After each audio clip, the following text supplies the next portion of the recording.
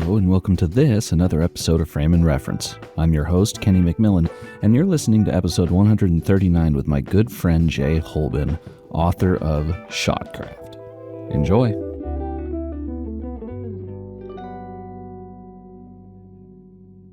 How have you been? The last time we spoke was probably Cinegear for a brief moment. That could be. It was a bit of a blur, and most of them are. Yeah. It was a tough year, man. And, our business shut down for 8 months, and and it is still sort of in this weird limbo. So it feels like COVID all over again. Yeah.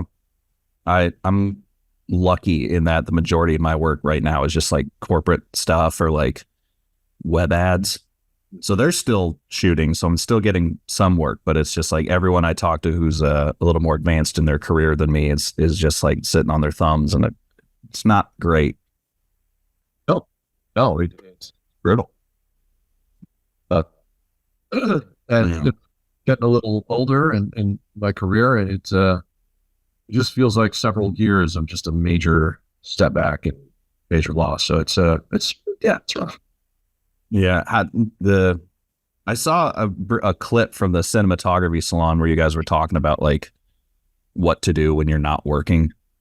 Yeah, and it kind of made me think, because like I think of you and probably David Mullen as, don't get too crazy, but probably two of the most important like educators right now in the field. Like David is just on every forum answering questions 24 hours a day. No, and I have asked him about this on multiple occasions. Like, how do? And right.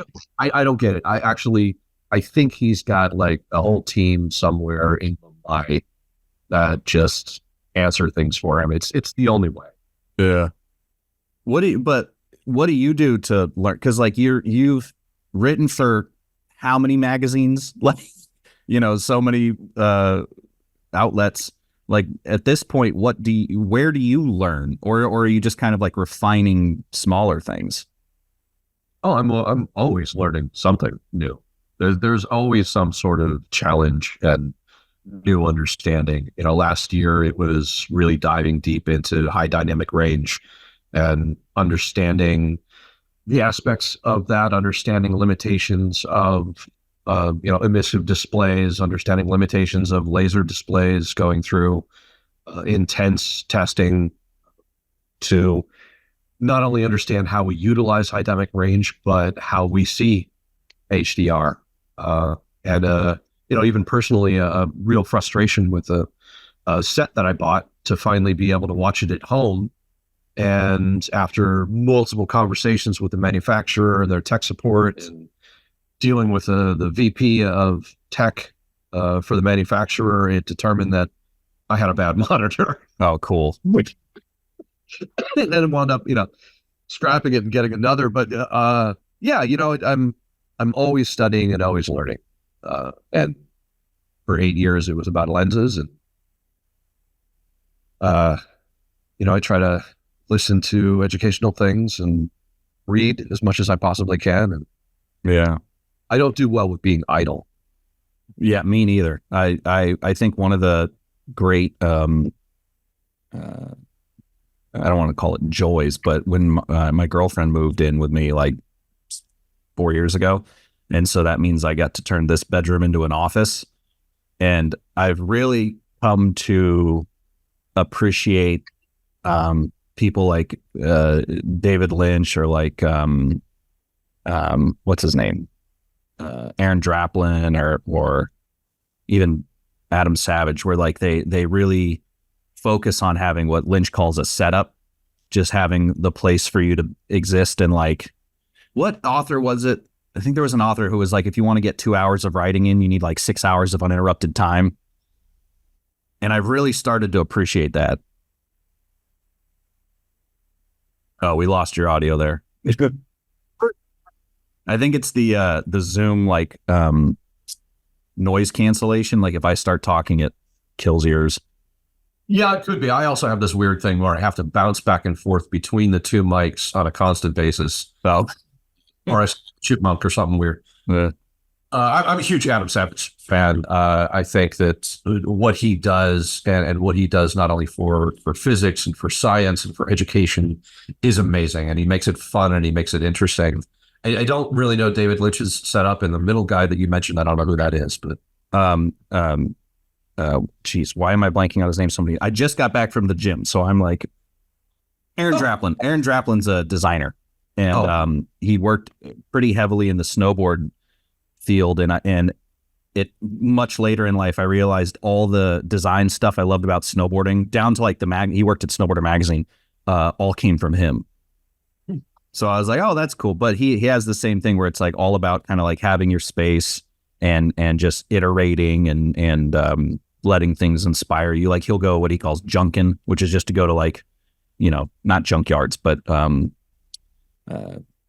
garage sales or whatever, and just trying to find little things. Like he has this appreciation that I really appreciate, where if you like flip a cardboard box over, there's like a logo from the company that made the card. He's like, someone had to make that, and that usually is, and it has to be it has to get the point across. It doesn't need to be fancy. Like that's good design.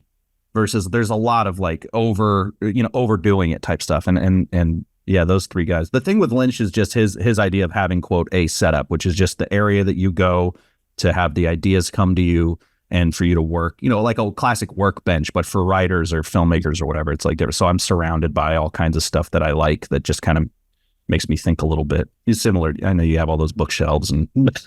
Oh, yeah, I got nerdy crap all over the place. Yeah. I have an extremely tolerant wife.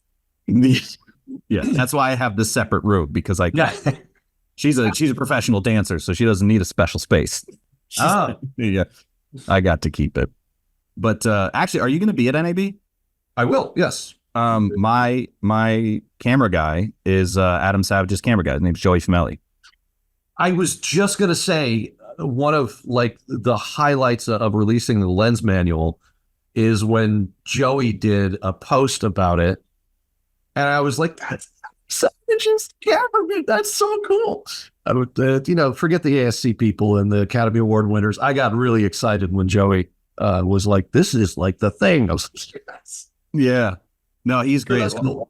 We'll definitely, we'll have to meet up for a bit and at one of whatever parties end up showing up there. I got like hey, where's the B&H party? It's like, dog, I work for Film Tools. I don't know. They don't invite me. Like, but you get in anyway. Yeah, I sneak in.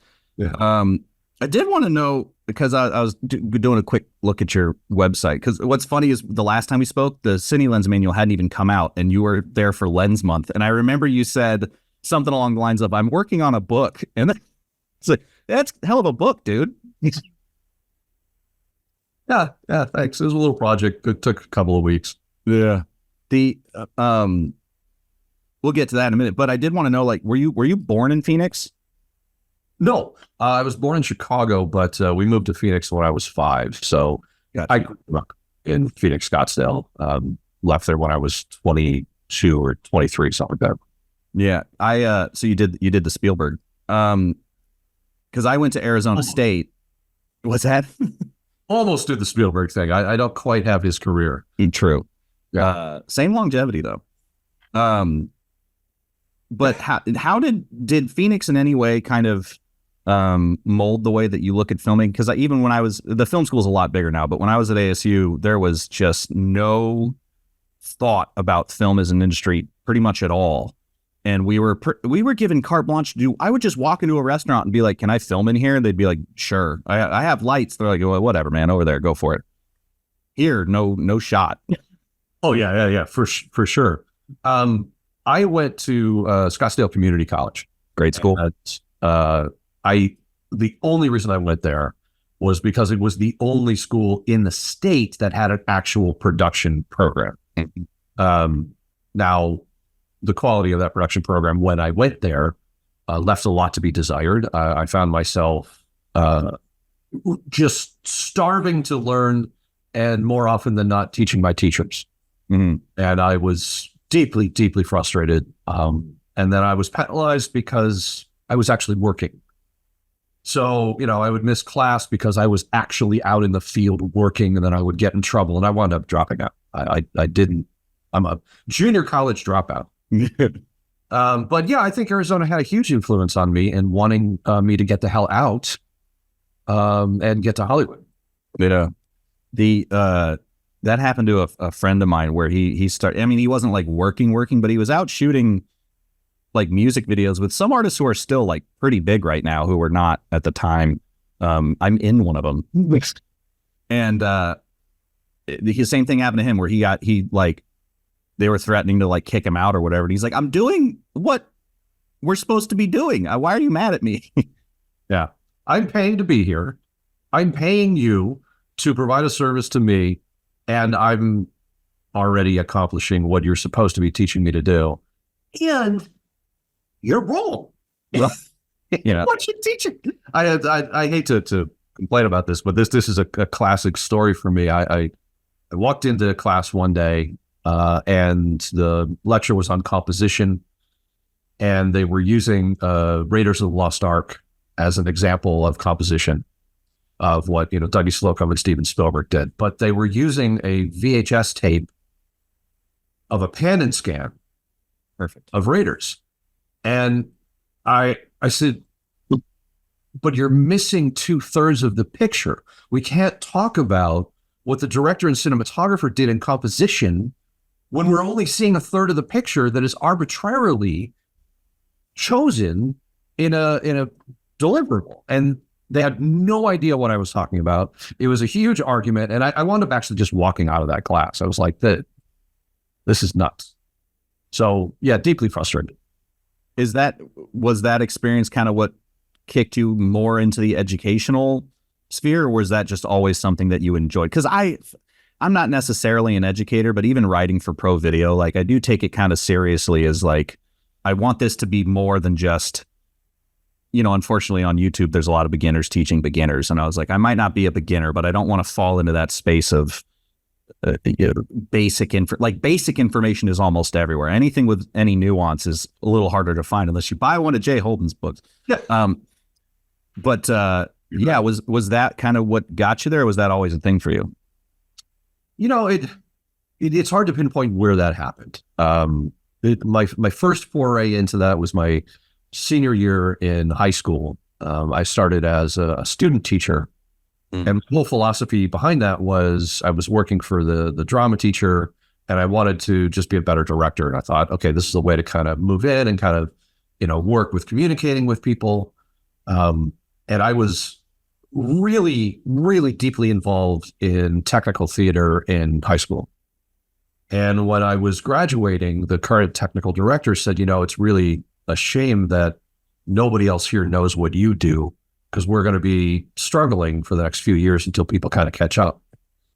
So the year after I graduated from high school, that summer, I actually created a program to teach the students in a kind of mentorship level program, but to teach them how to be professional theatrical technicians. And I came back and I pitched it to the administration, and they hired me to become an addendum teacher. So the year after I graduated high school, I started teaching. And it was a total fluke. It was just like, oh yeah, I can pass along this info. And I taught then basic secondary education for 3 years. And that sort of had this foundation of teaching and sharing. And I also, when I left college, I had to teach myself. Right. And I learned how to learn during that process of teaching myself, which is frustratingly something I never really learned in school. Yeah, right. Yeah. I understand looking back what they were trying to teach, but it never really worked. I didn't learn how to learn until I did it on my own. Yeah.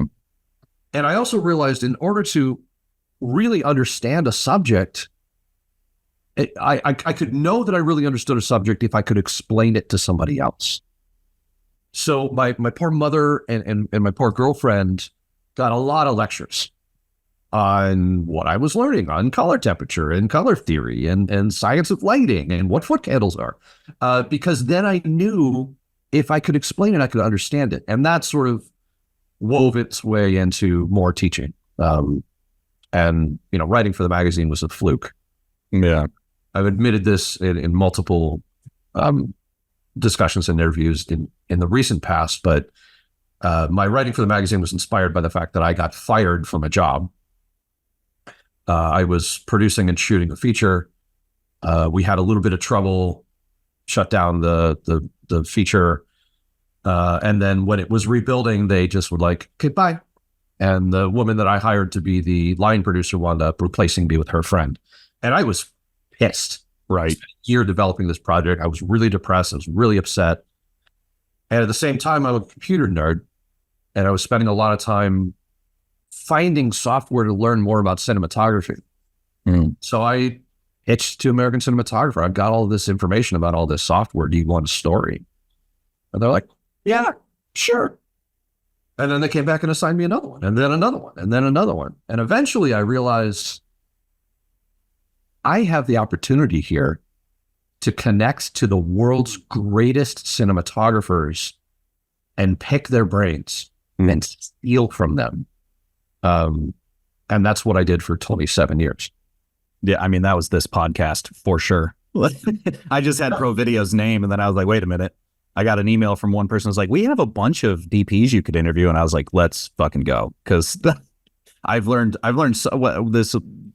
I've done 140 interviews, and like most of, it's just the two crazy things are like, I thought it was going to be more complicated. I thought there was more, like the people at the top of their game were doing something special. The only one that I think is still special that I can't quite figure out is, why do movies, maybe you can answer this, why do movies look like that?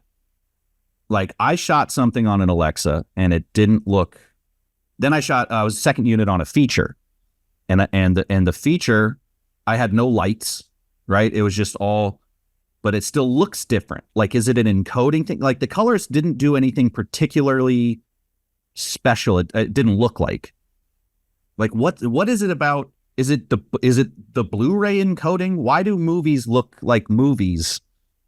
And if I have the same camera and the same lighting setup, it doesn't. That's a really, really tough question. Yeah, I have no. Jill Bogdanovich on the hook for in a couple months, so I'm gonna ask her. I would actually really love to hear her answer on that, because she'd be like, "Well, it's me." Yeah, it's always her. And it's me. Yeah. There is a part of that. I remember very early in my cinematography career, I shot a short film for a new director, and I was, really holding her hand throughout the whole thing. And when we got into post, I was talking about color timing, and she didn't understand it. Like, why? Why do we do that? It doesn't make any sense. You shoot it, we saw it, it looks good. I said, because this is the way you finish it. And sitting with her in a color suite and watching the understanding of, this is what happens when you take the image, we lit it right, we exposed it right, we composed it right, but now we're adding that extra final polish to it. And it was a huge light bulb moment, like, oh, wow, okay, I get it. This is what the next step is. So not to put too much on Jill, but hopefully she'll have a good answer for that. Yeah. But, you could say the same thing. What makes Roger Deakins Roger Deakins, or what makes Greg Fraser Greg Fraser? There's an intangible involved in the choices that are made and the way that they approach things from beginning to end that make them very unique. And you can use the exact same lens and the exact same camera and the exact same lighting and not achieve the same thing. And I think that's part of what makes an artist an artist. There's also, I saw recently an interesting discussion on Reddit, of all places, where people were getting mad at a guy basically for what they called gatekeeping. And he was just showing his, I think it was like a VFX thing, like a reel. And people were like, well, how'd you do that? And he's like, well, I don't, I'm just sharing it. Everyone's like, oh, why are you gatekeeping? And I'm like, I think we've lost the plot on what gatekeeping is. Not sharing. I just saw this great clip from Josh Homme from Queens of the Stone Age. And he was saying that he doesn't like sharing his like rig setup. His, obviously you can see what guitar he's playing, but like the pedals and the amps and stuff, he doesn't really like people knowing, because he wants people to do what he did, which is try to find his sound on your own and then discover to yourself. And I think that's a way more, that applies to all art. I think you look at people you love and then by attempting to replicate it without knowing the answer, not only do you learn more, but you learn more about what you like and what you don't like, and, melding other influences and stuff. And it does seem that we're kind of right now in a place where anyone new coming up wants to have the answer and go. And that gatekeeping is the idea of keeping people from struggling. And I'm like, I don't think that's what it is. Obviously, gatekeeping in my head is literally keeping people from joining the industry. You don't get, you don't get to know anything. You don't get to be here. But not sharing exactly how you did something, I think, is a weak argument. You're absolutely right on all fronts there. This industry is designed to be exclusionary. It's designed to keep people out and to be extraordinarily difficult to break in.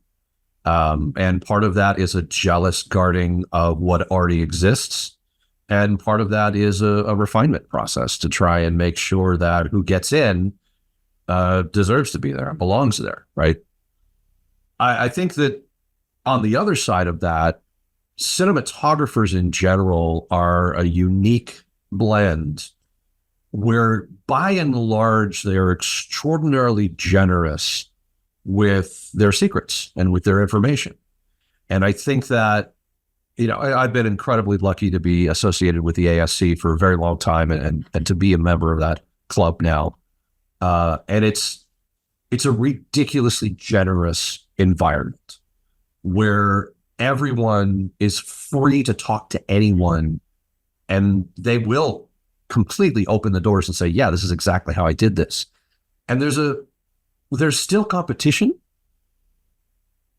but I think everybody understands in this particular field that sharing of information about how we solved this particular problem might inspire you and might be informative, but will never solve every other problem for you. And you will never necessarily replicate what we did because of all of the intangibles. Right.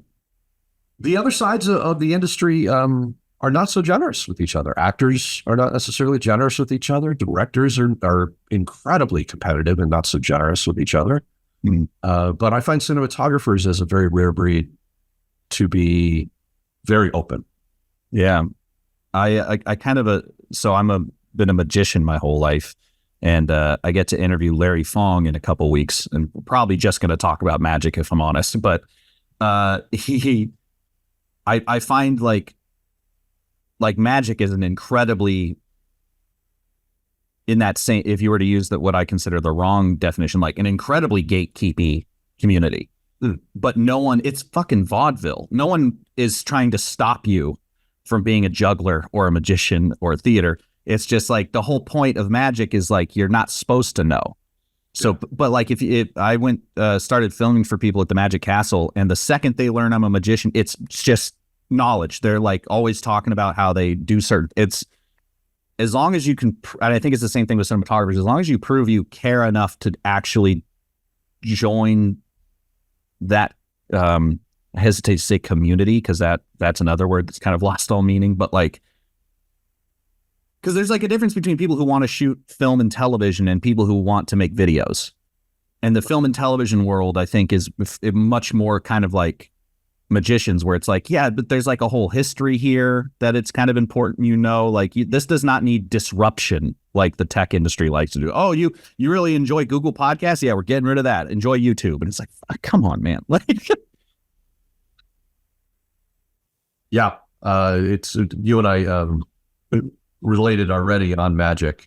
And, right. Oh yeah, I gave you. I forgot. It's great. You did. I'm very appreciative. And you asked me about learning. For most of my life, I have picked a new subject like every year or every couple of years to learn. And I spent 8 years learning only lenses, so I kind of took a break to do that book. But magic is one of the things in the last couple of years that I have really been studying and learning, and I am an absolute neophyte. I mean, I'm nothing, but I really do enjoy the whole art and the science, again, melding into performance. And it's very similar to movies. Mm-hmm. And like yourself and Larry, I'm finding an endless supply of cinematographers who are also magicians are into magic, like Dean Cundy, Sure. who's huge into it and did it for a very long time. Larry, of course. Um, so it's a fascinating sort of, once you do open that door, it's like, oh, wow, I got a lot of friends in this room. Yeah. That's cool. But I would never call myself, I'm an admiring young student. I think it's fair because there's another weird I suppose dichotomy or similarity where people get mad if you call yourself a cinematographer, but you've just shot like YouTube stuff. I've always said like, hey, if you shot a short, you're a cinematographer. I say like, if you know how to do a trick for someone, you can call yourself a magician. I don't think there's such being a magician, I don't think carries a status thing. You know, you can know a little magic, you can know a lot, but I think you just put big. He's a big magician. He does that's Daniel Garcia. He's a big magician, but then you can still be a quote unquote little magician. I got a dozen card tricks. Yeah. I my Penn and Teller magic kit over there. Oh, dude. The Penn and Teller masterclass is actually really good. I have gone through about half of it. Yeah. But because I was working with it and was struggling with some of the stuff, it dropped out. Yeah. I got to get back into it. It's fun. I did, obviously, the way I do everything is jumping the hell around, but I did want to know, was the ASC magazine the first publication you wrote for? Because I know there was a bunch like up to and including like the Hollywood Reporter. Were those all jump offs from the ASC magazine? Quite literally, yes. And I never had any intention of being a journalist. It's really hard for me to even say that. I still don't That's know. another thing. I would consider you a journalist. Yeah. There's research. You write a thing. That's journalism. Right. Interview people. I've got like 2 million words in print, and I still struggle with that whole idea of being a journalist. And ironically, I had just given up writing as like, okay, I did that. I accomplished, I wrote several dozen screenplays. I had things that were produced, and I've written short stories, and I'm done being a writer. I prefer working with better writers than me. And that was my whole thing. And then I got published and spent 27 years writing.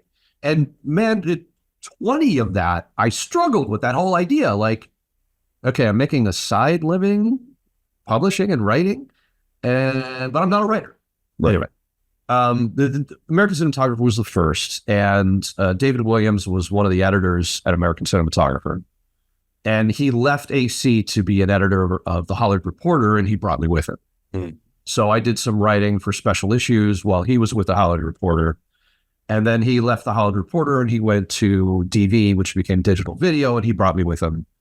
And I wrote a column for digital video, DV 101, that kind of became the basis of Shotcraft now that I write. It's the foundation of writing educational pieces every month. And David left there, and I stayed writing for DV for a little bit longer, and then that spun off into writing for Videography, which is a sister publication of DV, and TV technology and government video. All of those are under the new media, New Bay Media publication. So that was kind of all within the same. But basically, I just followed Dave Williams. Gotcha. Around because he kept dragging me and being like, "Hey, man, you want to write? Oh, okay, yeah." It was all a fluke, and I still really struggle with it, and my editors really struggle with my grasp of the English language. When did Shotcraft start? Like 5 years ago? A little bit more than 2017, April 2017, first issue that ran Shotcraft. So the first book that just came out collects the first 5 years. It's funny because I pitched that as a concept to the magazine almost 10 years before. And they flatly turned me down. Like, no, we're not a beginner magazine. Yeah, well, a little bit. Yeah, we're not a beginner magazine, but also like, no, you're not the guy to do this. You're not appropriate to write this in this publication. And it was a little like ego bruising at the time. Like, well, what the hell? Like, but I totally get it. And it took me a long time to kind of earn a position where I can write in my voice, an American cinematographer, and have ASC members come up and be like, I really love what she wrote. Yeah. And be that voice. So it took a long time to get there, basically. Yeah, it is something I'm very happy to do now. Yeah. I mean, I've always recommended people get a subscription, any like students or whatever, like just get the magazine first, figure it out from there. Like, like I said, YouTube's great for technical stuff, but doesn't really do the same thing. And putting them all in one book, I've been screaming from the rooftops, like literally just get that. You had Filmmaker in a Box. I think that might be more important than Filmmaker in a Box. Oh man, that warms my heart that you even remember Filmmaker in a Box. Yeah, that was an incredible little project, and I'm really proud of what it was. Our biggest mistake was marketing to a community. Sorry to use that word, but who is used to getting things for free and didn't want to pay for the information. Yeah, I just looked it up. It's $16 right now. Yeah. Although it said for 9 hours, I'm like, that's one of those things where it just drops a fresh cookie and goes, oh, you only got 9 hours. 9 out of the 17 and a half. Yeah, it's on the Udemy platform. Yeah. Would you say that the Shotcraft book is almost like a spiritual successor, or is there maybe room for updating that product to the modern age? Because that's a little more HDSLR or like camcorder era, is it not? It's we had shot on the Panasonic P2 cameras. Yeah, the HVX 3000. Yeah, exactly. Yeah. 370, anything like that. The technology aspect of what's discussed in Filmmaker in a Box is way outdated. But the production aspect of what it took to do $100,000 feature film in Hollywood with Hollywood pros still stands. What was really hard about that project, because my producing partner at the time, Ryan Harper, and I had tried to do Filmmaker in a Box with another feature that he had produced that went to Sundance that was commercially released, but we tried to do it after the fact. And it was impossible. It's impossible to get everybody together. It's impossible to get people to talk about mistakes. Yeah. So what we did with Filmmaker in a Box and the feature 2 Million Stupid Women was we built that project into the feature from the get-go. From green light of the feature, we threw Filmmaker in a Box in it, and every contract with the crew and the actors cleared this production to follow everything and to reveal everything. And that was the whole idea of that was total transparency. Yeah. So every good, bad, and ugly would be covered and discussed. And we had to get everybody on board with that. And once we did, great, that thing was able to be made. But to do it again would be really difficult. Yeah. Because you have to have everyone on board. And when somebody isn't, the whole thing doesn't work. It's reminiscent of something I've said before. Like, I was still am a big special features guy. That's half the reason I have all these, 400, 500 Blu-rays. And the unfortunate thing is now a lot of movies will come out with either no special features. You're lucky if you get a director's commentary, but also they've turned into ads. Like they're just repurposing the like quick, like 2-minute sort of sizzles of various, like, this is the DP. He shoots this is lights, and you go, great, what else? And they're like and then you get the studio line, and then you loads the next one. You're like, what the fuck? I can't think it was like Moon or something. Or Aliens. There's like a video of people like arguing on set about like a setup, and I'm like, whoa. Yeah. What are they problem solving? Yeah, I think yeah, you're right about aliens because there's a whole segment of people talking about how difficult Jim Cameron is Mm. and clips of him being abusive on the set. And that's in the behind the scenes. Like, oh wow, this is really interesting. Yeah. Um, and it's not to denigrate anybody, it's to say this is the reality. This is part of the project process, and you can learn from it. Yeah. The Yeah, I agree. It's become a sad kind of state of affairs when it comes to that kind of material. Yeah. I mean, it's this kind of the same thing. Like what I was going to say earlier about getting people to subscribe to the AC Mag is like, A, you've got Shotcraft, but B, the articles themselves are more like special features where you are looking at some kind of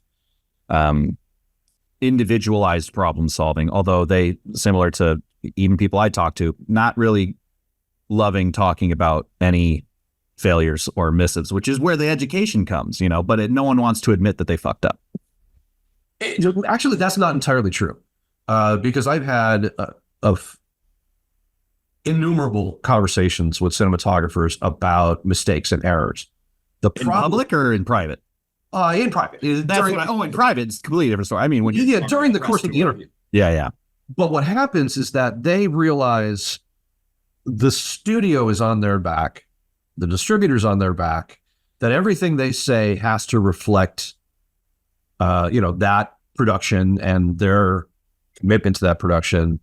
And so they have to be really, really careful because the backlash is pretty massive.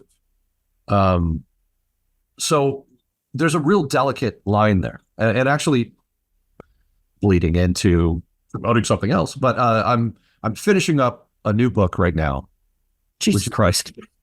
I know. it's a glutton for punishment. I was literally about to say that. Good heavens, man! It's a companion to Shotcraft. And so, what Shotcraft, the book does is compile 5 years of that column in, a curated form. This next book, Lessons from AC, is based on a lecture that I've given a couple of times that takes every other article that I've written over 27 years of every TV and film.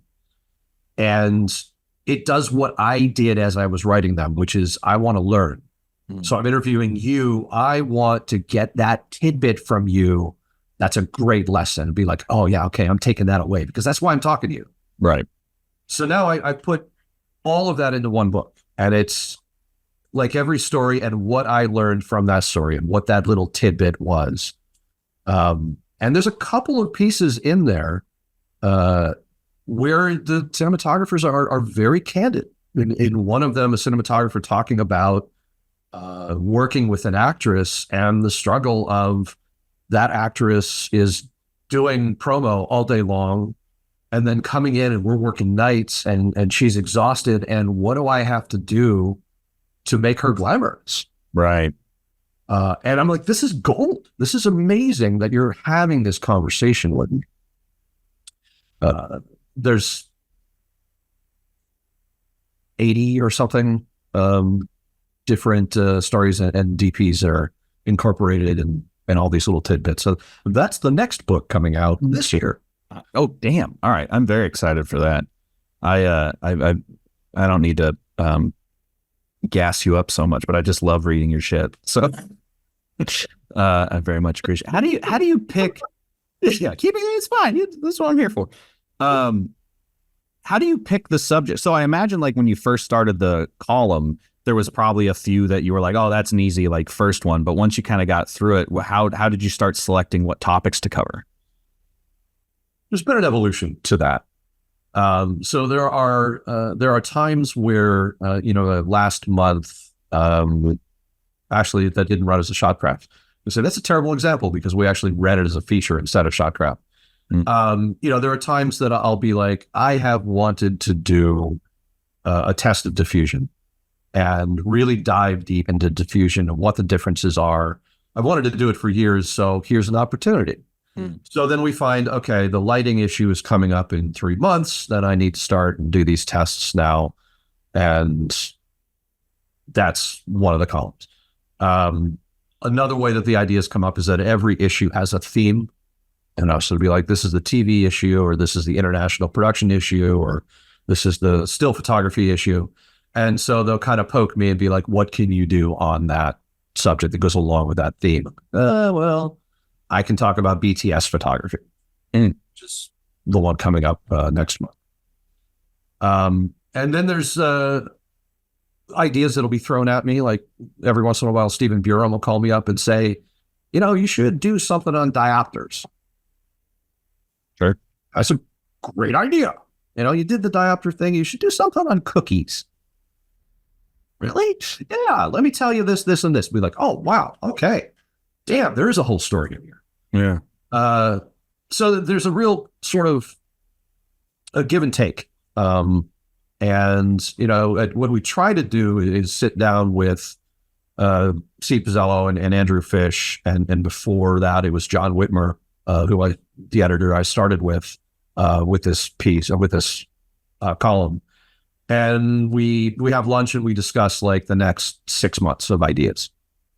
And then that just gives me something to kind of run on. And then every once in a while, I'll be like, oh crap, this is coming up this month. I don't have time to do this. So guys, are we okay? Let's just talk about how to expose film.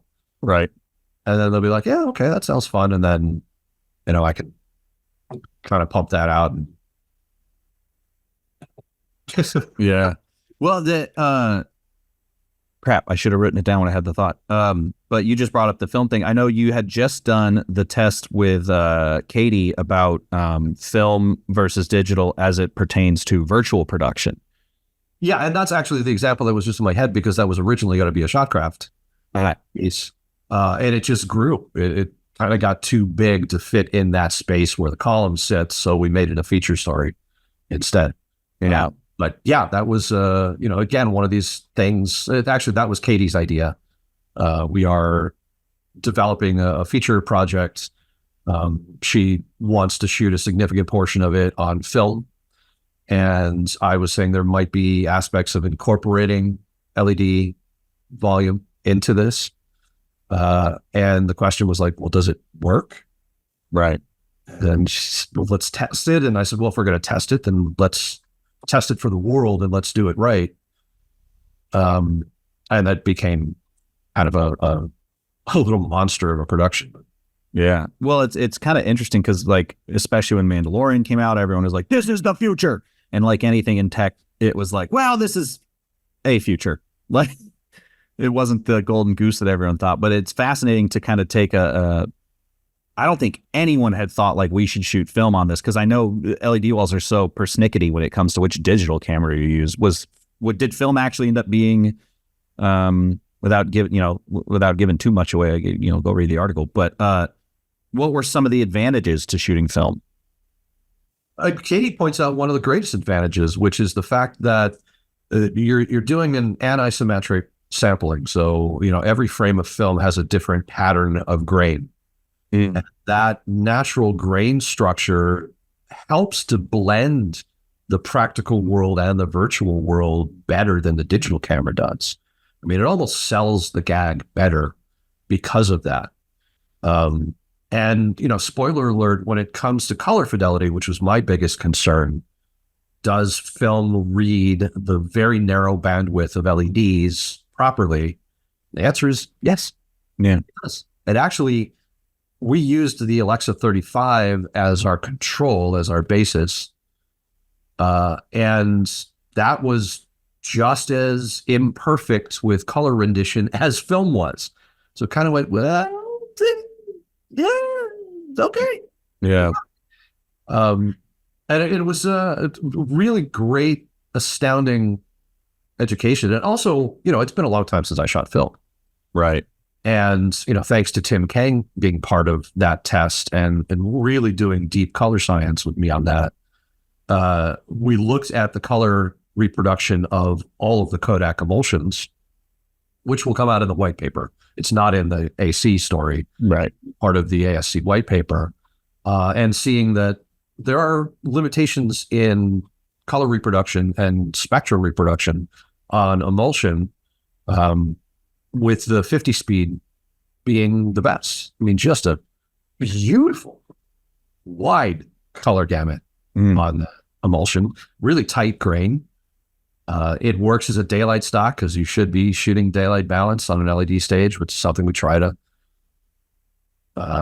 evangelize in this story and push forward. Even though we did test tungsten, because a lot of people think that's where you should go. Right. Yeah, I'm kind of going off into the weeds with this, but Well, that's this podcast, so you go for it. This great. is the Weeds podcast. There were some really, really great revelations. Yeah. I remember when Hoyta went up and was like, hey, at the Oscars, and he's like, hey, everyone try film out. And there was like a huge pushback I saw where people were like, how dare you? Like, I can't, no one can afford that. You high horseman. And literally last night or like 2 nights ago, I went and priced it out, and I just used random web. I didn't even look for deals. And it's like, if you needed to shoot for an hour, so like maybe like a small music video or something like that, it came out to like, after processing and getting, files back, like scans back, it was like $2,800. Which, if you're going to go out and buy an FX3 to shoot stuff, like, granted, you get to keep it forever. Right. But for an individualized project, like, it's not actually, for 16 mil, it's not terribly expensive. Certainly if you're, just starting and no one has like $2,800 just to drop on camera. But like a little bit further on in your career, that's not horrible. You could potentially get a producer to sign off on that, I feel. Well, it's part of my philosophy as a producer, is to support the artists and support their choices. I have really, ever since David Mullen introduced me to the F900 many years ago, with his film Jackpot, the Star Wars camera. Yeah, exactly. But I honestly think that David was more successful with that camera than Star Wars was. A little bit. And he blew my mind. He did the Jackpot was the first digitally shot film that was released on film print theatrically. Because Star Wars was released mostly digital. I think they did make some prints, but it was mostly the JVC DLP projectors. It blew my mind, and I went digital immediately. I found the next job that I could on that camera, and I almost never looked back. And at that time, I wrote a piece for American Cinematographer that basically said, shooting HD and down converting to DV dailies, and shooting film and down converting to DV dailies, it was the difference between $4 a minute and $75 a minute. Sure. Yeah. So it was huge. But as a producer, it's my job to support the artist. So even though I have all this in my head and I have, arguments that I don't feel that there's anything that film does that we can't do in digital. Totally. It's still a tool. It's still a tool in the paintbrush. And I have, an artist that I work with, like Katie Williams, who says, film is right for this. This is what I want to use it for. Then it's my job as a producer to make it happen. Yeah. And not dictate and say, no. We're going to shoot this with, a 5D. Right. No, it's my job to say, okay, that's a justified choice, and let's find the funds and make that happen. It is. It's fascinating.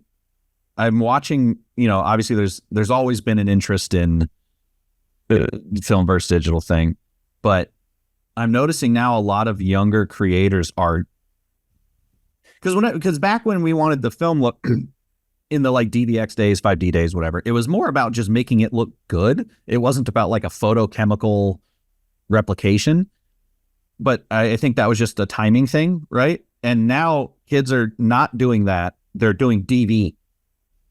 Like the fact that I have a Canon XL2, people like, I'm getting like, can I rent that? And I'm like, why? It's going to suck. You don't have Firewire. I just had that. Chris Probst called me up a couple of months ago, and he was like, dude, you still have those DV cameras? Yeah, I've got an XL2. He said, can we use that? And he wound up using it on a Lana Del Rey. Yeah, it's happening. Yeah, it's But everything old is new again, and people get nostalgic. And it's kind of the same thing, when CDs became the thing and MP3s became the thing. People still love vinyl, and they still buy them, and we're still making that. They're all choices, and they're all great. Yeah. And I'm a lover of film. I love the purr of the camera next to my ear. So I'm happy that it's still an option. Yeah. Well, and a side note, if you ever need a second XL2, you let me know, because it's just sitting. I still have the original case. I got the whole thing. I did a test for just on YouTube, basically, where because my buddy, I lent it to my friend in college, and it came back with a broken tape deck. And yeah, it kind of sucks. And Canon was like, well, we don't fix those now, because it was like 2011. They're like, we haven't seen one of those in forever. And so I used the S video tap and put it into my Odyssey, and it's not bad. Odyssey's a monitor? Yeah, the monitor recorder. And I just went S video to HDMI and plugged it into the Odyssey, and it's near as makes no. The quality is slightly different, not necessarily. There's a bit of like this kind of smeariness sometimes in the high motion stuff, but I think a lot of people who are trying to shoot DV want the imperfections. So giving it a little bit more doesn't, It's funny that, and it's in the new book, but I did a piece on Vice that Greg Fraser shot, and they did, a lot of historical recreations, and they shot those recreations with the same cameras that were originally used. Right. And then we're finding that it was too clean. So what they wound up doing with some of the footage was like uploading it to YouTube, downloading it from YouTube, and then reinserting it back in, so you get that extra compression and you get that extra step on it, to get that original look that was such a disaster. Yeah. Do you know the comedy group 5 Second Films? No. So they were pre-YouTube, pre-Vine, and then Vine came out and stole their thing. But they were literally just 5-second jokes. And like they all work in Hollywood now separately, but they all, they're coming back kind of. But they had this movie called Dude Bro Party Massacre 3. There was no 1 or 2. And so they shot everything on like a Mysterium Red, I think, and then ran it through a tape deck, because it was the idea was that you found this VHS tape that was recorded off of a late night public access channel, and it only aired once. So there's like snippets of like commercials in between them. As the film gets more absurd, the commercials get more absurd, but like all that stuff. But so they ran it through a VHS deck and just hit it with a baseball bat as it was reading back to the computer. Well, that's a technique. Yeah. I did want to know, 'cause especially you toured the hell out of the Cinelens manual. What you were all over the world. What were kind of some of the responses from people who had looked at, or maybe even didn't look at it, but like what were people kind of most interested in there? Because it's kind of like two sections. There's education, and in the back there's just straight up like, here's what these lenses do and blah blah blah. Was there kind of like a common theme you saw with people's interest in that book? Not really. I mean, it kind of runs the gamut, but when we designed it to do that, we realized as we're putting it together that we're doing the absolute stupid thing and trying to make this book do everything at once. Right. Which is what you're never supposed to do with a product, right? You pick a problem and you try to solve that problem, but this was trying to pick 12 problems and solve them all simultaneously. I think one of the most heartfelt, I had an older gentleman approach me when I was at an event in New York, almost in tears, and said his father was an optical designer and spent his life working on lenses and really never got acknowledgement for it, but we mentioned him in this book. And celebrated his life, and what it meant to that. And it was, I was crying along with this guy, like, oh my God, that was not what we intended to do, but we intended to celebrate people that nobody talk about. Yeah. We're not talking about directors and cinematographers. We're talking about optical engineers and optical designers and fabricators and people who have extraordinary influence over what we do, but don't get recognized. Right. And then I get, the cinematographers who come up and say, God, I was having the hardest time getting a production to sign off on lenses, and I handed them your book and opened it to this section and be like, this is why I want to use this. And they get it. And that makes me super proud too. Like, yes, it's the tool for getting that information across and allowing other people to understand what your intent is. So it's been an overwhelmingly positive response. I would fully admit that I was terrified. Just Look, I was terrified that people are going to be like, no, this is wrong, and no, this is crap, and no, it's supposed to be this. And people have either we really did our job right, or the detractors are really quiet. It's just rare. right. They're just researching, like, I'm gonna find something to yell at this man about. And it's happened. And luckily we did our jobs well enough that every once in a while it comes up and be like, hey, this isn't right. And I'll be like, well, no, actually, Greg Toland said himself in 1941, an American cinematographer, this quote came directly from the source. He used that. Yeah. Well, you have okay. I feel like you might need to re-release just the 2-page section on speed boosters. Yes. This, I cannot with these. Every day there's someone else who comes out and goes, well, I got a speed booster, so now I got a full frame camera. I don't know why everyone isn't jumping on this. I'm like, me and Matt Duclos had a whole hour-long conversation about that. What? You froze. I got a frozen moment like this. Yeah. No, I was saying that he and I had like an hour-long conversation because someone was yelling at me on the internet. And I was like, I started responding, and then this is before the Cine Lens Manual had come out, but I had another conversation about it on TikTok after. I literally brought the book out and just filmed the page, and I was like, here you go. But I emailed Matthew, and I was just like, hey, can you just answer this for me? So he wrote an answer, I just copy-pasted it. I was like, there you go. Yeah. Actually, well, for educational purposes, could you succinctly, hopefully, what is the difference between having a full frame sensor capture versus a Super 35 capture with a speed booster? Okay, succinctly, because we can spend a little bit of time with that. Yeah.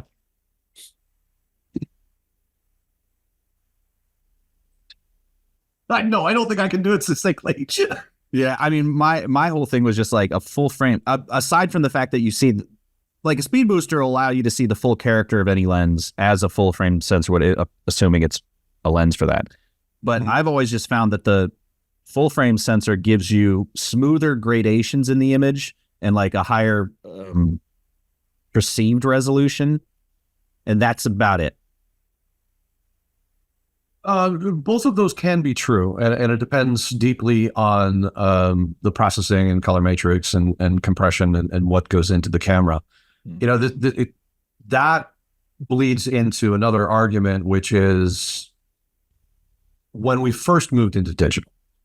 So when we first went into 2/3 inch digital cameras, there's a lot of complaint about HD being too sharp. Right. And that was much less a property of the format than it was the electronics that went into it. And there's a lot of digital sharpening that went into those formats. But there's this idea that the more photo sites that you have capturing something, the sharper it is. So, God, why would I want to go to an 8K camera? Because 4K is already too sharp. And that's absolutely not true. You are correct in that the more samples you have, the more you can reproduce fine gradations. And there's even, we have not done this test side by side, but there's there's argument to prove that you get more character out of a lens with more samples because you're able to reproduce those fine gradations. So if you're dealing with 8K of photo sites, you can get more finer aberration reproduction than you can at 4K. A speed booster is a beautiful and kind of magical tool, but it's sure as hell ain't the end all be all. Yeah. And it is adding another layer of glass on top of a lens that has its own characteristics. Right. Well, and that was actually something that I feel like I knew intrinsically, but Matthew actually kind of spelled it out for me, which was like, when you do that, when you put another element behind any lens, you are literally creating a new focal length. It's because I something I see a lot that's a bit of misinformation is like, you put a 50 on a speed booster, now you have full frame depth. Now we're going to be using all the wrong terminology, but I'm just doing it for education. Full frame depth of field of a 50, but it fits on a Super 35 sensor. And Matthew was like, no, now you have a 35. Now you got to think background blurriness is not depth of field, right? So then now we got to separate those two thoughts. But he's like, no, if you put a 50 on a speed booster, you have basically a 35. So all your calculations have to be that. It's not just a 50 squeezed down. That is correct. And it goes against, the thing that I rail on when people talk about crop factor, which is if you take a 50 full frame and put it on a Super 35 camera, well, now it's an 80. Right. No, it's still a 50. But Matthew is correct. When you put another set of optics behind it, that does change the focal length of the lens. It changes the property of the lens, and it becomes a different lens. Yeah. Matthew explained it much more succinctly than I could have. Yeah.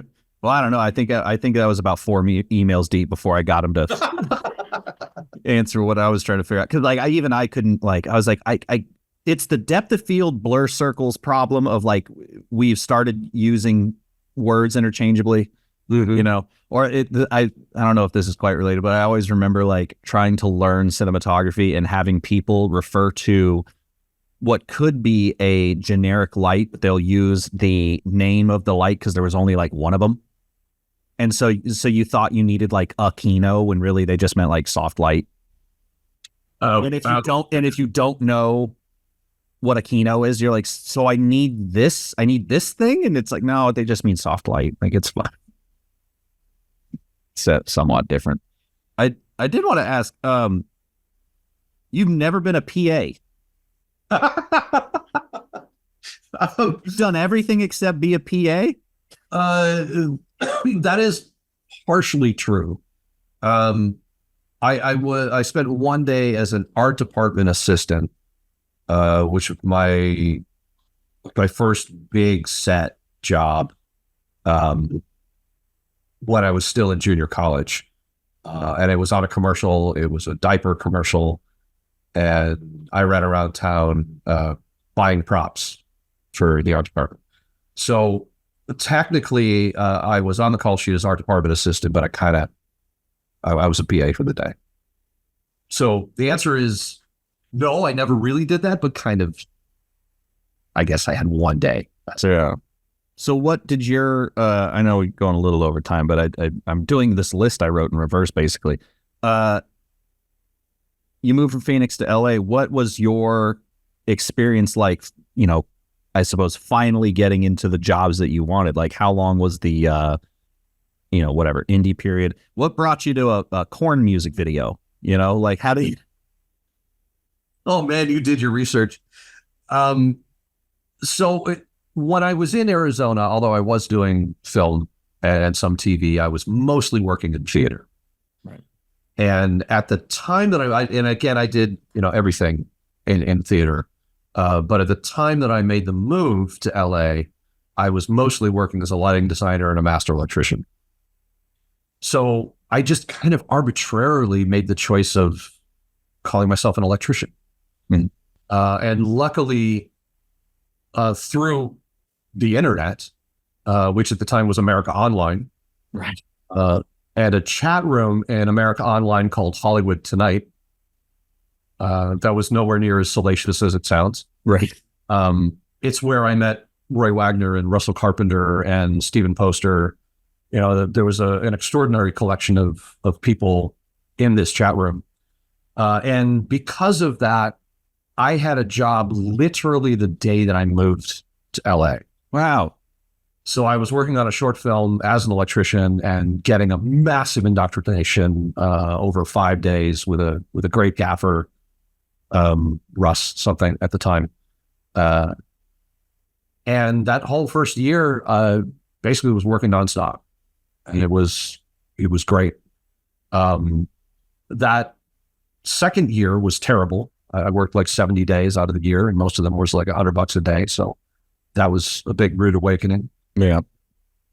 But the work as an electrician allowed me to stumble into work as a gaffer. And that happened really as a fluke because a gaffer quit a show and they were like, "Can you do it?" Of course I can. Yeah. Yeah. And then, go out and buy Harry Box's book and read like, what the hell? Yeah. As a gaffer, what am I supposed to do in a prep? Okay. And that led into starting to work, do more work in music videos and gaffing second unit and things like Korn and gaffing Brandy and Monica. Yeah. Doing a lot of work with Joseph Kahn for a number of years. Yeah. It's, I respectfully want to push back on all the fluke talk because I feel like that, what's the phrase? Like, luck is just preparation and being there at the right time. Like if your number comes up, you got to go. There are like 3 instances in my life where I'm like, wow, I could have been the luckiest guy I knew, and I absolutely tanked. I got a meeting with the president of ABC Television for a half hour when I was 19, and the whole time, and he was like, "How can I help?" And the whole time I was just talking to him about this winery he was opening. Like that's what I was asking him. He's like, "What do you want to do?" And I was like, "Oh, I want to be DP." Anyway, tell me about what vintage. I was idiot, dude. Like, that's just one of like 3 that I can think of where I really blew it. Ouch. Yeah. And now I'm shooting corporate interviews. Which is not a bad thing. No, it certainly pays the bills. They have budgets over there. Absolutely. And I have done more than my share of that. Yeah. Working docs and corporate videos and HR training videos. I mean, yeah.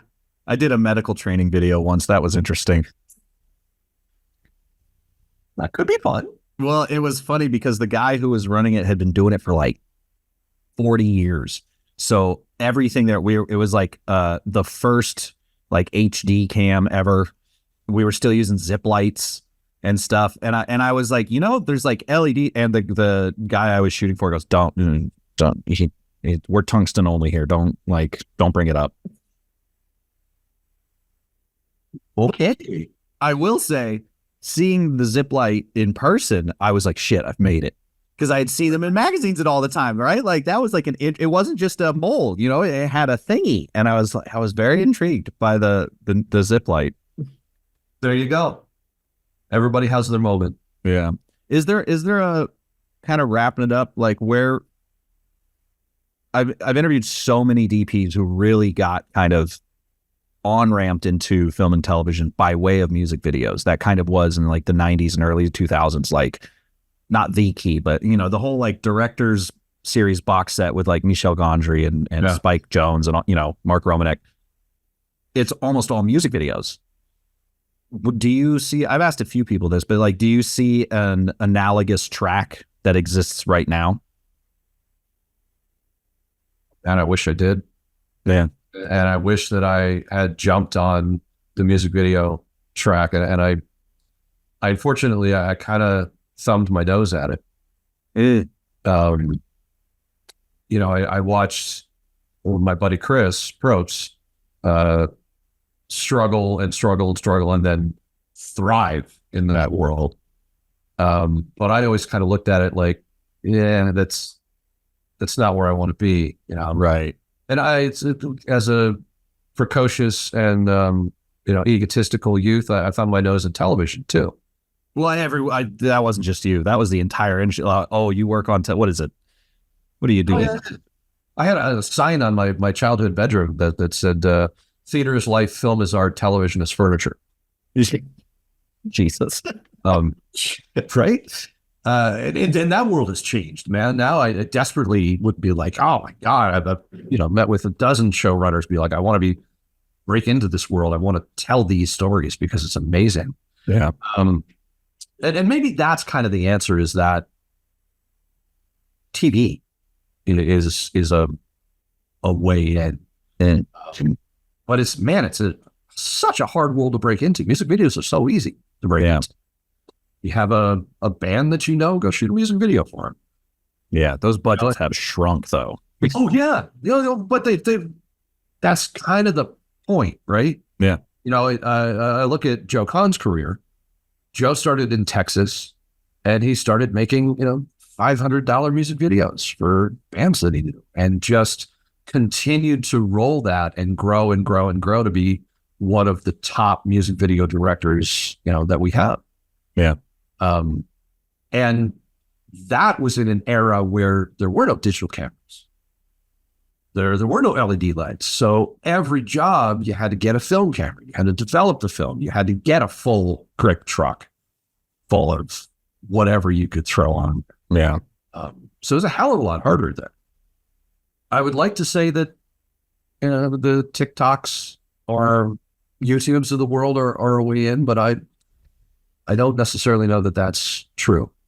I think that most of the professional industry still thumbs their nose at those things and doesn't look at them as oh, wow, you're an artist creating something. It would be really interesting to see you create here. Yeah. Well, and there's been a few examples of at least personalities from those fields getting television gigs or whatever and not quite doing well. I mean, it's kind of the same. The example I use a lot is I help run these college ski trips every winter. And one year we always throw on a concert for the students, and it's like college students. And one year we had Lil Jon, and then we had another, I won't name him, but I don't even know if he's still around, but a SoundCloud rapper. So all of his music was just on SoundCloud, and he had never really performed in front of an audience. And in his writer, he made it very apparent that the only way he would do the show is if he was the headliner and Lil Jon opened for him, which I thought was bold. And so, of course, Lil Jon goes out there and just crushes, because that man's been working his entire life, figuring out how to get crowds to move and reading them. And then this kid would come out and literally clear the audience in 10 minutes. And he'd get mad. I'm telling you, 10 minutes. I have footage of this. I think we had him on 6 shows. All 6, people were riding high on Lil Jon, who, by the way, is one of the nicest men in the world. And then this guy comes out and just blows it. And I was like, the struggling and going through playing shitty shows day after day is so important to be a good performer. And I think the same is true with your TikToks and YouTubes, is there's not as much of it's a direct connection to the audience, and you can learn on the go, but it's not, there are very few, if any, people on YouTube making a TV show. Yeah. And I think a lot of them don't see that difference. Like we were saying earlier about magicians, and as long as you can prove you want to be in this world, people will let you in. But it's not like, oh, I know how to turn on a camera, I know everything about the FX3. Why am I not being let into this world? It's like, well, it's two completely different worlds. Just because you use a camera doesn't mean it's the same world. Right. Well, this gets into kind of a discussion I've had many, many times, that this is a risk-adverse business. Yeah. High-risk business, but it's a risk-adverse business.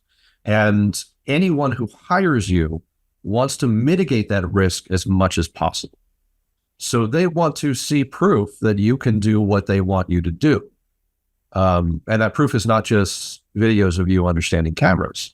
If you want to be shooting Game of Thrones, then your reel better have Game of Thrones on it, or something of that nature.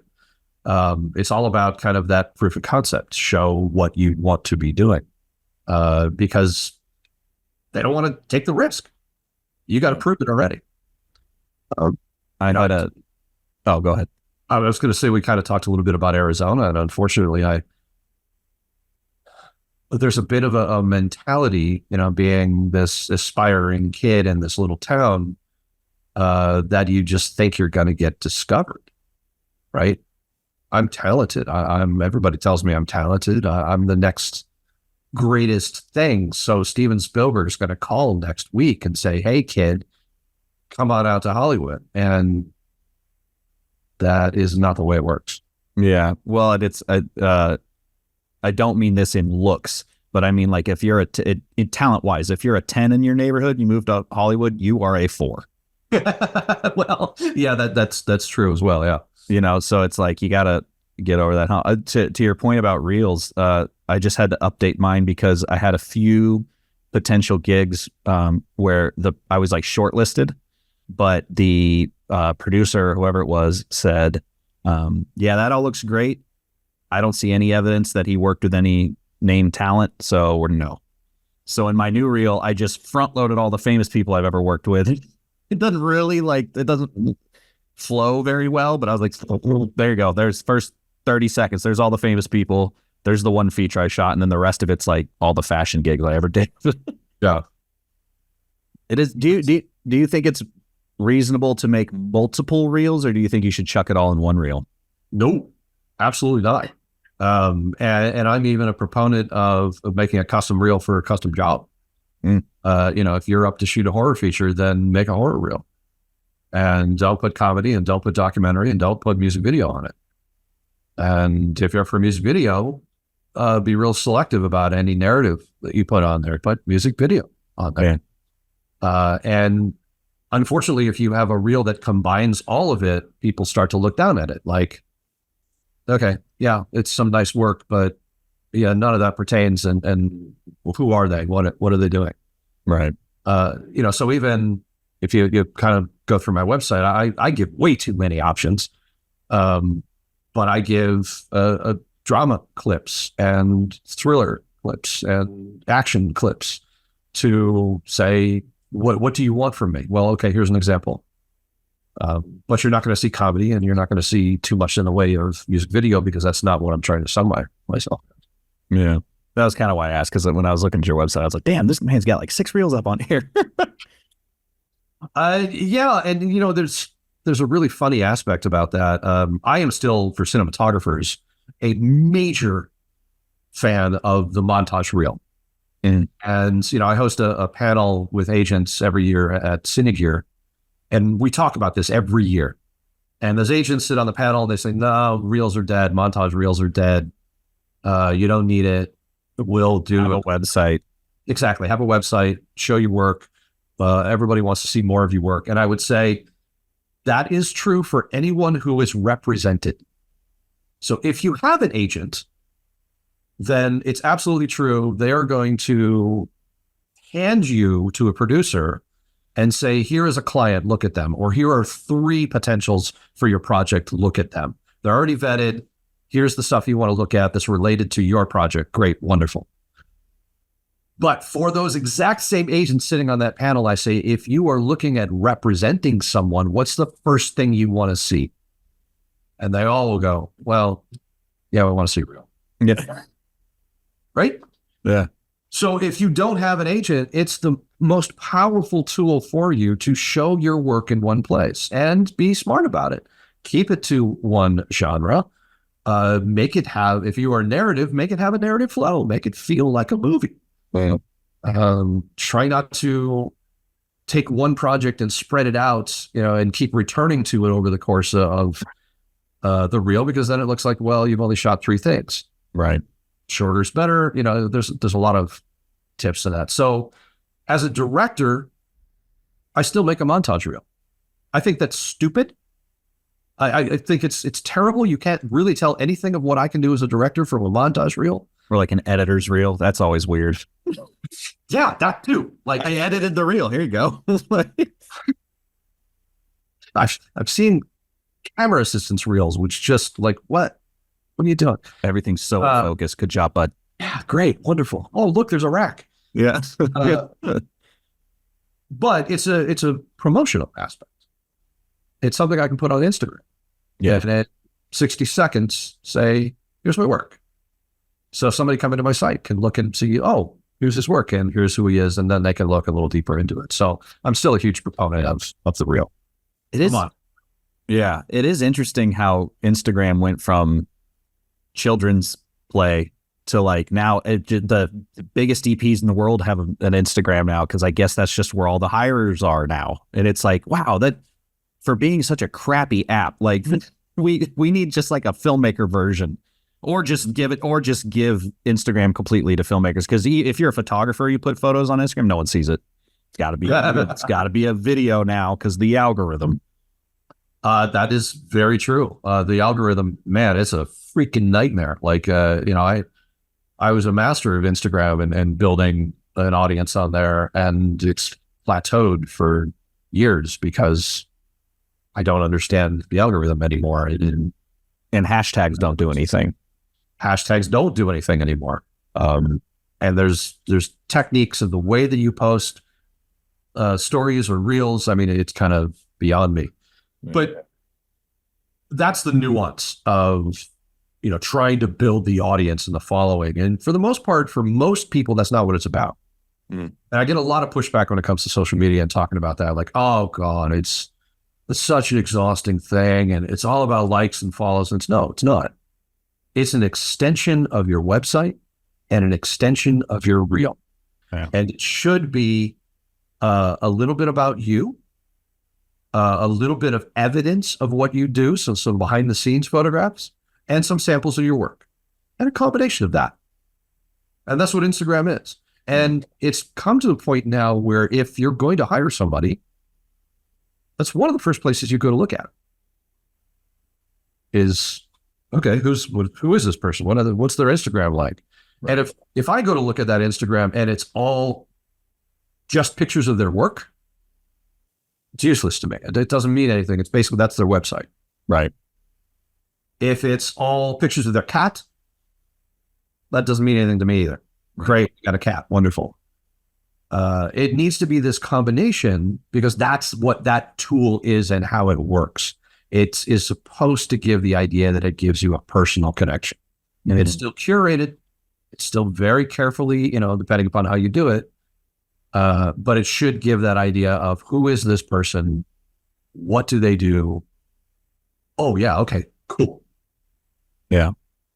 That had nothing.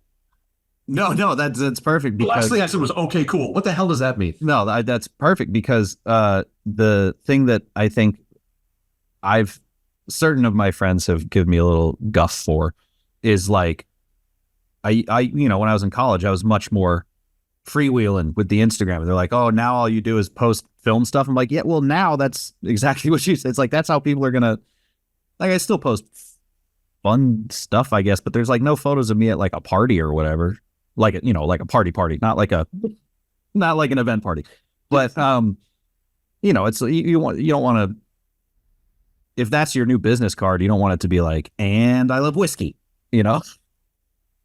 Well, it depends on how you present that. And boy, I've had a lot of discussions about this too. If you love whiskey, that's not a bad thing to be like, hey, this is my favorite. I enjoy this, because there could be a producer being like, oh my God, I love whiskey. Sure. And that's the thing you bond over. And that's kind of the tool. If every other shot is you drinking and hanging out, then it might send the wrong image. Or it might send the right image, but either way, it might not get you hired. Yeah. So that there's just a real careful crafting. And if your thing is mosh pits, then, a video of you in a mosh pit might be the one thing to be like, oh my God, this guy's nuts. Right. Well, and it brings up too something that I was trying to get to, and then I went off track, which was people being like, "Oh, this is fake now. This is fake," and it's like, no, you just fake is when you're trying to impress someone. Real is when you're just curation is not fake. No, fake is you're at NAB and you're standing next to the latest red camera and posing like you're shooting with it. That's fake. Yeah. And my wife, who's a marketer, is sitting in the other room listening to me. And so she texts me that there could be somebody looking for a whiskey commercial and that, your whiskey love could be, my ghost producer in the other room is always just great tag team right there. Yeah. Well, and I wasn't planning on asking this, but now I guess it's part of the conversation is at what point does someone feel like I've asked a few people this, but like, at what point do you feel like you need representation or looking for it? Cause that's a big question I see asked a lot online is like, because a lot of people think that that's what gets you jobs. Right. The agents will say they will come to you when you're ready. Okay. And there's a lot of truth to that. But probably the best answer that I've gotten from that is that the agent needs, and depending upon who they are, they need at least one thing to really sell you on, basically. So if you as a cinematographer, your film that you shot ends up at Sundance, that's the time to reach out to agents and be like, I got a film at Sundance. And then they can grab that and run and go, this is a new client. They've got a film at Sundance. Mm-hmm. They can take that and run with it. If you have a film that you shot that is top 10 on Netflix for the week, boom, that's something to run with.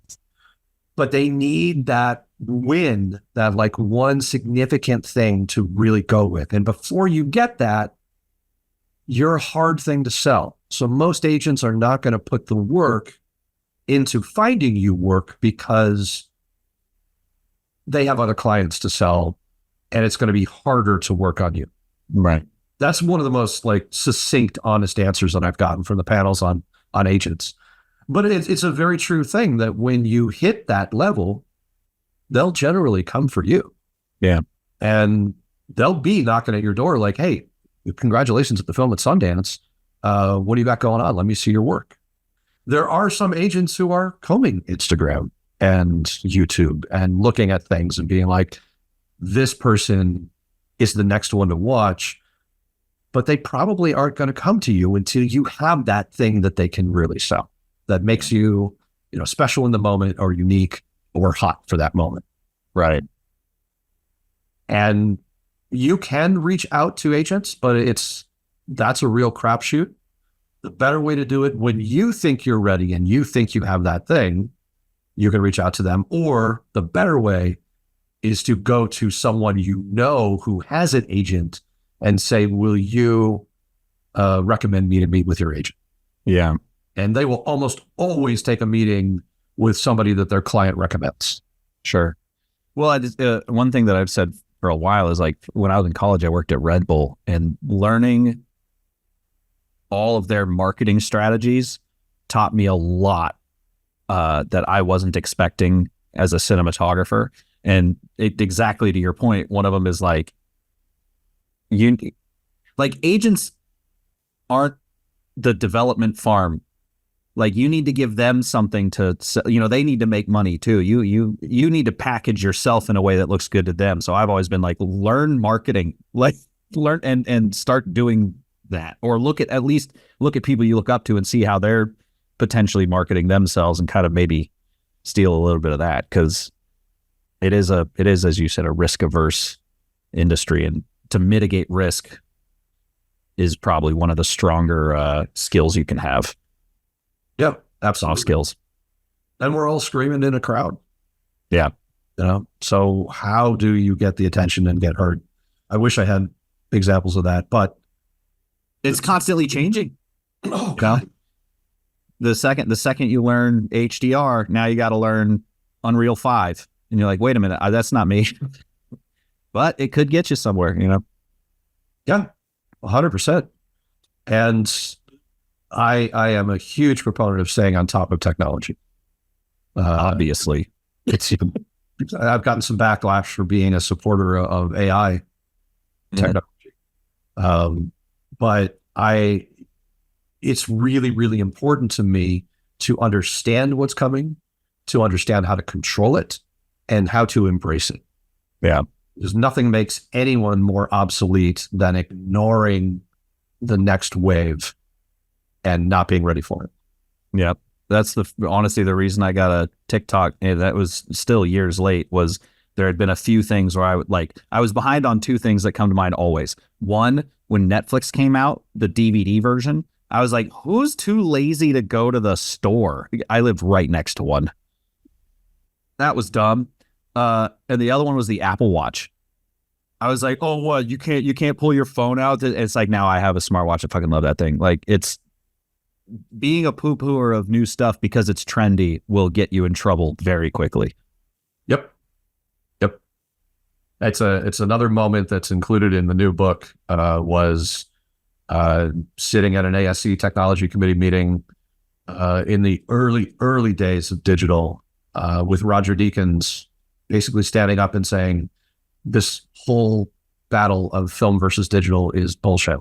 And if we're not understanding it and embracing and following this, we're going to get run over. Right. They're both tools.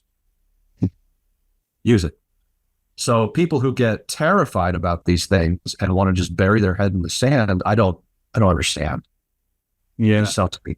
I mean, I certainly have been on the side of the artist, as it were, where it's like making AI generated content based off of it just stealing. I was troweling, whatever, training itself on everyone else's work, and then having a producer sit there and type it. Like, I know this isn't the reality at the moment, but this idea that like someone can just type in, Jay Holben style cinematography beer commercial and get that. Like, I understand not wanting that. That's taking what. I do agree that like there's so many other versions of AI that are super, like I was saying, the podcast enhance thing from Adobe. I don't quite know how it works, but it makes laptop audio sound like it was recorded in a studio. Being able, there's an app that I don't use, but I kind of wish I did, but it's too expensive. But like having it, when you're editing a podcast, like having it intelligently know which speaker to cut to and just doing that automatically, that saved me like 20 minutes. There's only two people in my podcast, but like, there's little things that like AI can do, or even just like using Chat GPT for like first blush research, because it knows more than you. So just being like, the trick I learned was like, if I were to write a book on whatever lenses, what would the chapters be? And then it'll give you those and you go, all right, what would the subheadings be for those chapters? And then you can kind of ignore what it thinks, but that can at least get you to start what what does the internet think you should look up, and then see if that doesn't kick you off into what your professional knowledge brings up. There's stuff like that I think is incredibly valuable. Absolutely. And there's a viable fear of, some producer just typing into a computer, so Roger Deakins, "Oh brother, where art thou" feature, and it generates it, right? That's a viable fear. And there will be people who will do that. There will be people making full features AI, but that isn't going to be the norm in my world, right? It's going to be what you're talking about. And I had these discussions with writers when the writers were striking and worried about AI. And so many of them were saying, no AI, we have to outlaw it. And me saying, the hardest thing about your job, especially the TV writer, is breaking the episode. Right? So if you have a tool that can look at 200 episodes of your series and say, what should we do next? And it gives you 20 ideas, you can break it in an hour. Right. And then go off and write it. It doesn't mean the thing has to write it for you, but use the tool for what it can do and still incorporate the artist. And it would be stupid not to. Yeah. Well, and it's also like, I think the biggest argument is just about the data set, right? Like looking at 200 episodes of television you wrote is a way different argument than someone trying to start a show that competes with yours based on your scripts. You know, that's where it gets hairy. It does, but we all do this anyway. And this is where I kind of negate that argument, because as an artist, I am made up of everything I've ever seen. Right. And I'm constantly stealing, right? I'm going to be like, what am I doing in this moment? Oh, you know what? That shot from Jaws, that's what I'm going to do here. Right. And we build lookbooks based on shot deck and stealing shots from other people and saying, ooh, this is my inspiration for this moment. We do it constantly. Yeah. And now there's a much wider sample in AI. First of all, I don't think we should be using it as necessarily final pixel generation. Right. But it's a great inspiration tool, and it's a great concept tool, and it's a great jumping off point. And it's going to make a lot of tedious things better. It's going to put rotoscopers out of work. Right. It's going to put censorship into a much better category. Right. Where we can replace the foul language that people don't want in their television version with a complete natural mouth and speaker. I remember that demo. Alternate word. Or the different languages too. That one was amazing. Yeah. Amazing to be able to see a French language film in English language, completely natural spoken, opens the world to more international cinema. Right. I mean, these are phenomenal tools. And then, somebody's going to say, well, it's going to put voiceover, people out of business. And unfortunately, that's probably true.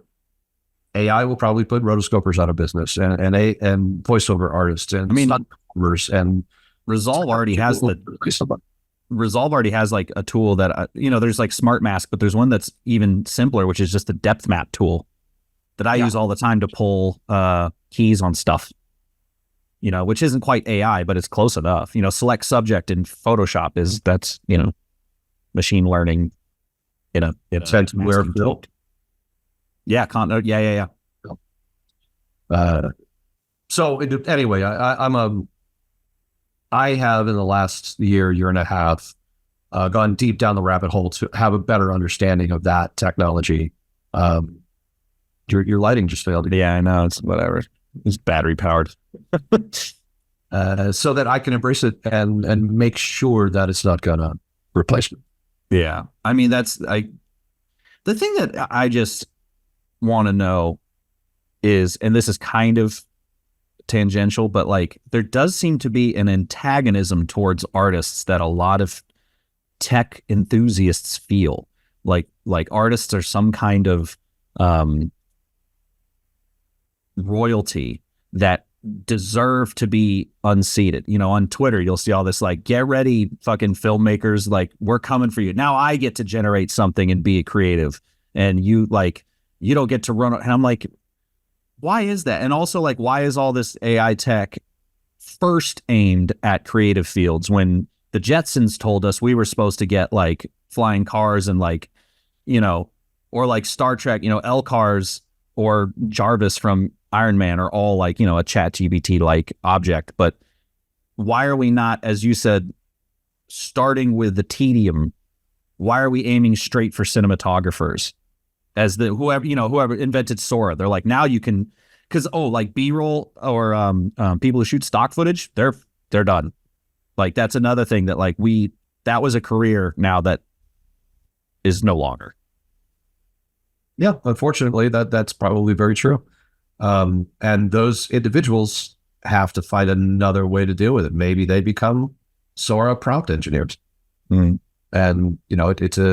you have to evolve with the time. It's the same thing of being a factory worker is replaced by a robot. Right. Technology marches on, and you can sit and cry about it, or you can find a way to work with it. Yeah. I guess we do have kind of an idealized view of what is fair. Like why would like what I just said, like why would you do that? It's like they're gonna do. It's not your choice whether they do it.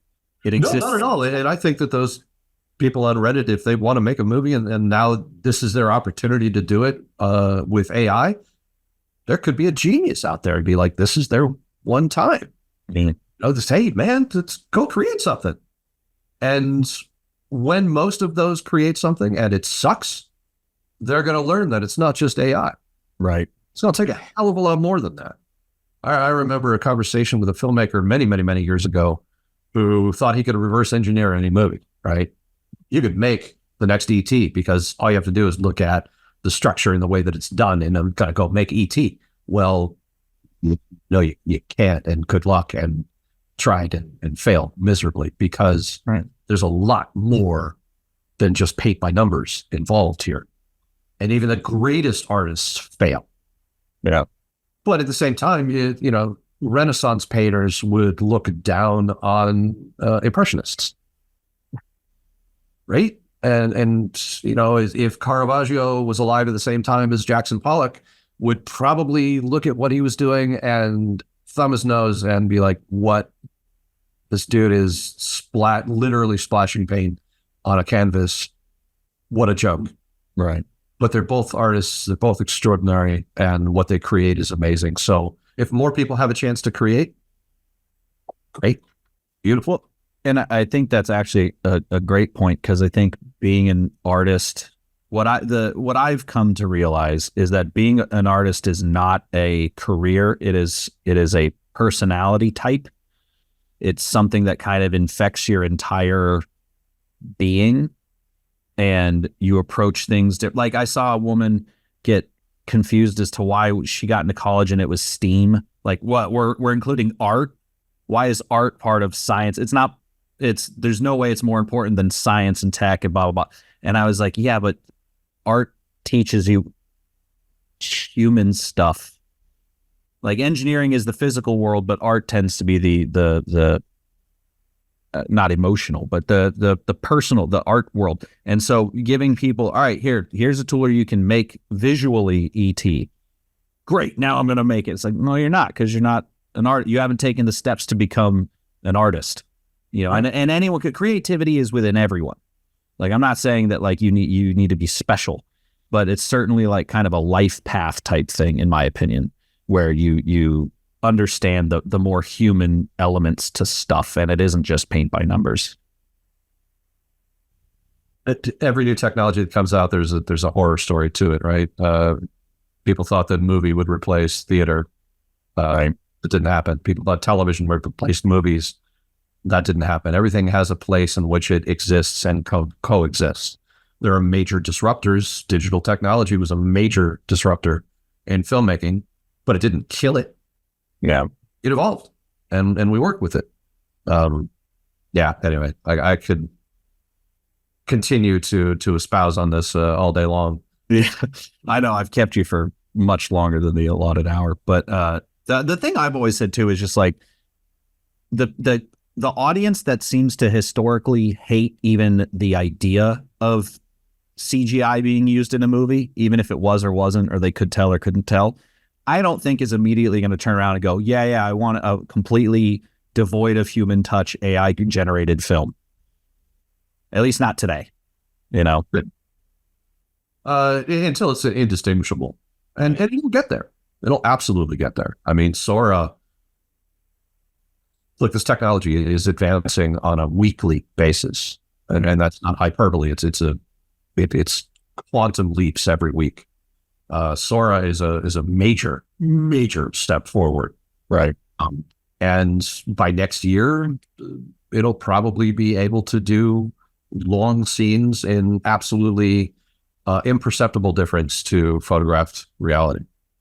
I mean, I was just gonna say, like, the idea of being able to type in, like, I use the generative fill all the time in Photoshop. Like, if I had a shoot and it's like, shit, we need a drone shot of a field.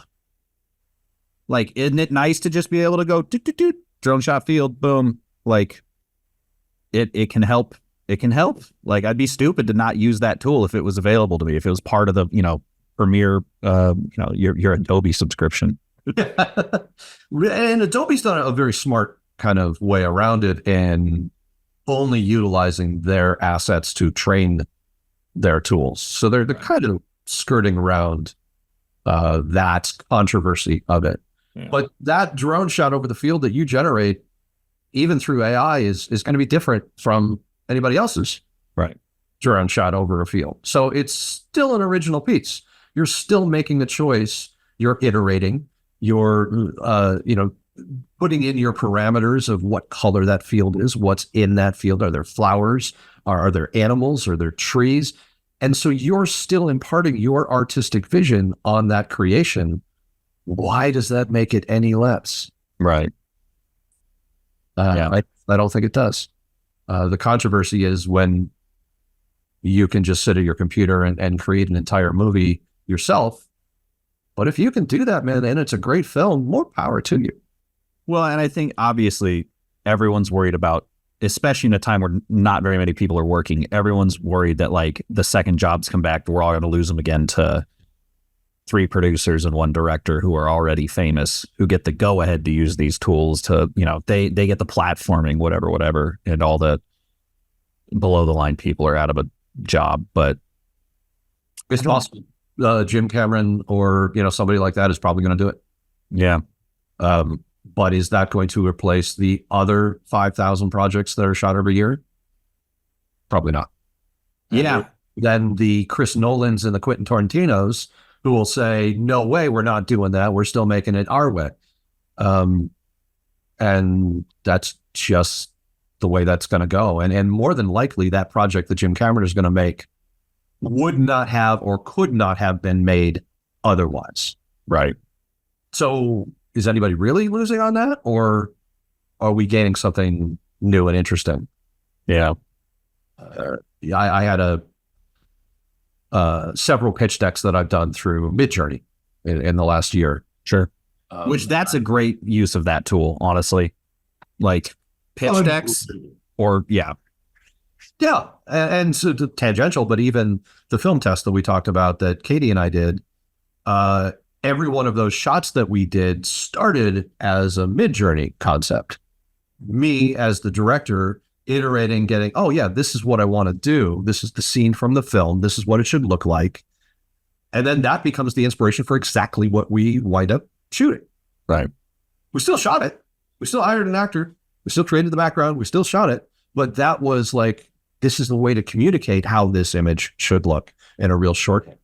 Yeah. But I had pushback on Instagram from somebody who said, my husband is a conceptual artist and you're putting him out of work. Right. And I went back like, look, I'm not. First of all, I don't know your husband. Second of all, I don't have the money to hire your husband. Right. So either this wouldn't happen or I'm going to use this tool so that I have the ability to do this. And maybe if I get the job, I can hire your husband. Yeah. Because one thing that I can't do in Midjourney right now is fine detail change and iterate the way that I can with a conceptual artist and sit down and be like, okay, I love this. I love the eyes, but let's make the eyelashes a little different. Right. Good luck doing that with AI. It's getting better, but anyway. Well, and even if you could, I mean, it's a much easier to tell a person, like, can we just make that a little more versus like AI, or like you just keep typing, you're like, no, do it again, do it again, do it again, Right. Takes a little bit longer. Well, Shotcraft is great. That was a beautiful, beautiful segue. No, I can tell 140 interviews. You are I'm so, oh man, I'm just dialed in. Well, that's the problem is like, I've always said this is like the chatting podcast. So, oh dude, what do we got here? We got Shotcraft. We got Ice. We shot in Dormic. Oh, wow. Look at that. We got Behind the Lens. We got,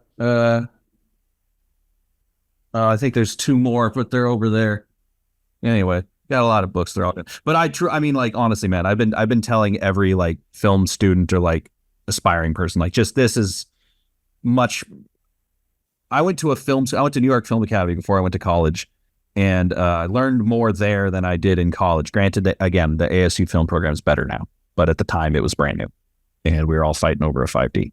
But this is certainly, I would suggest to anyone attempting to get into this. Like, if you have this down, you've learned more than I did in 6 years. And it's all very legible and good. And I love it. And I appreciate you making it. And I'll tell Joey that you were stoked on it. He's going to flip. I did tell him that too. Oh, did you? Okay. On Instagram. But yeah, man, that was just such a cool moment. Be like, it's Adam Savage's DP. Yeah. Yeah. I'll definitely, we'll all link up in a couple weeks at NAB, but thanks for spending 2 hours with me. It's been fun. We'll wait for the next book and then we'll schedule for 2 hours so we can do 3. Perfect. All right. Take care, brother. Thank you. You too. Frame and Reference is an Owlbot production. It's produced and edited by me, Kenny McMillan, and distributed by Pro Video Coalition. If you'd like to support the podcast directly, you can go to frameandrefpod.com and follow the link to buy me a coffee. It's always appreciated, and as always, thanks for listening.